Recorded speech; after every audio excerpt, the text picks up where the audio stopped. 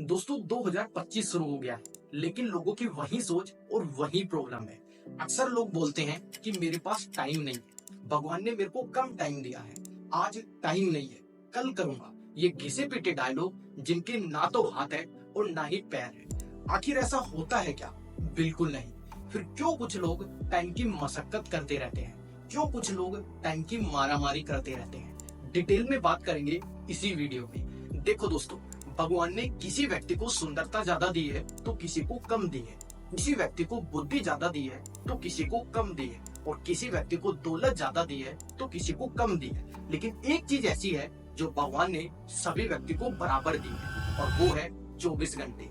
बस फर्क इस बात का है कि सफल लोग इसी टाइमिंग का सदुपयोग करके और सफल हो जाते हैं, और असफल लोग इसी टाइमिंग का दुरुपयोग करके और असफल हो जाते हैं। इसलिए इस बात को ध्यान रखिएगा कि समस्या समय की कमी नहीं है, समस्या समय को सही मैनेज करने की।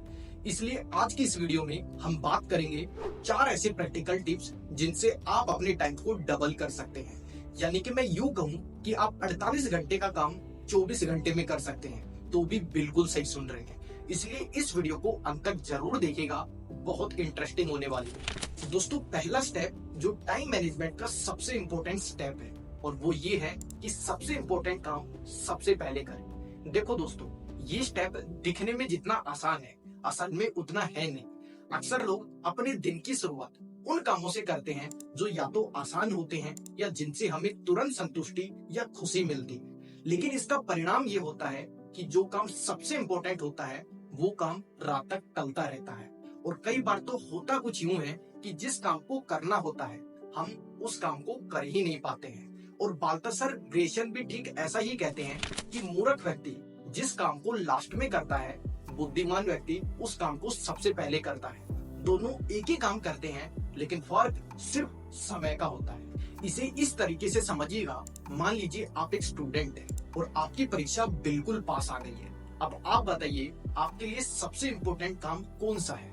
बिल्कुल ठीक, परीक्षा की तैयारी करना। लेकिन अक्सर ऐसा होता है कि हम व्हाट्सएप मैसेज चेक करते हैं, इंस्टाग्राम स्क्रॉल करते हैं या किसी आसान काम में लग जाते हैं, और फिर रात होते होते हमको एहसास होता है कि जिस काम को करना था आखिर वो तो रह ही गया है।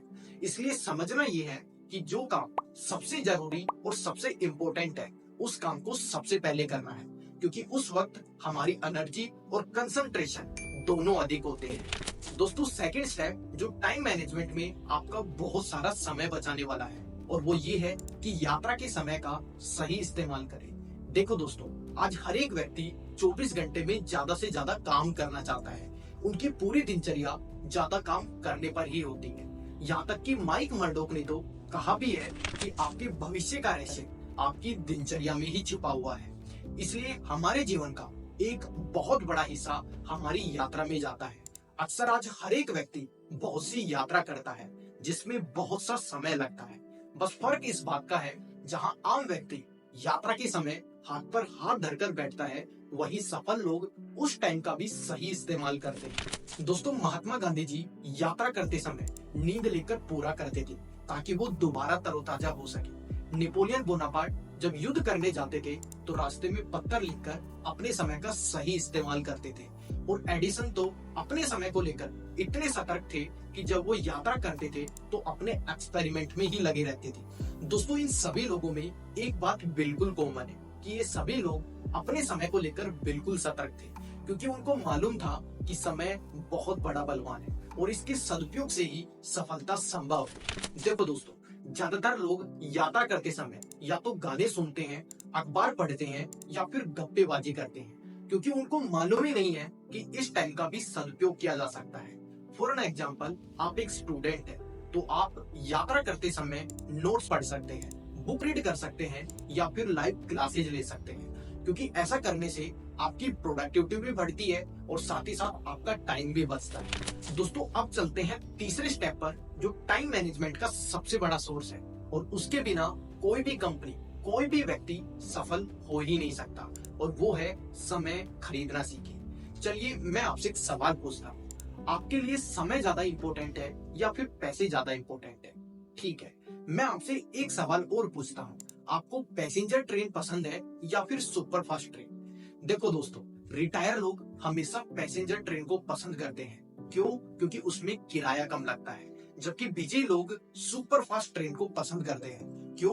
क्योंकि उनका टाइम कीमती होता है।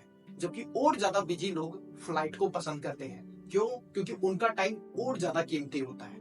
दोस्तों, इससे ये बिल्कुल स्पष्ट होता है कि जिस व्यक्ति का टाइम जितना कीमती होता है वह उसे बचाने के लिए उतने ही पैसे लगाने को तैयार है। और ठीक ऐसा ही जिम रोहन ने भी कहा है कि पैसे से ज्यादा कीमती समय है, क्योंकि आप खोया हुआ पैसा तो कमा सकते हैं लेकिन खोया हुआ समय नहीं कमा सकते। दोस्तों, बहुत से लोग कहते हैं कि समय को नहीं खरीदा जा सकता, लेकिन यकीन माने समय को खरीदा जा सकता है। बताता हूँ कैसे। एक कंपनी का मालिक ना ही प्रोडक्ट बनाता है, ना ही प्रोडक्ट मैनेज करता है और ना ही प्रोडक्ट सेल करता है, फिर क्यों वो व्यक्ति कंपनी का सबसे अमीर व्यक्ति होता है?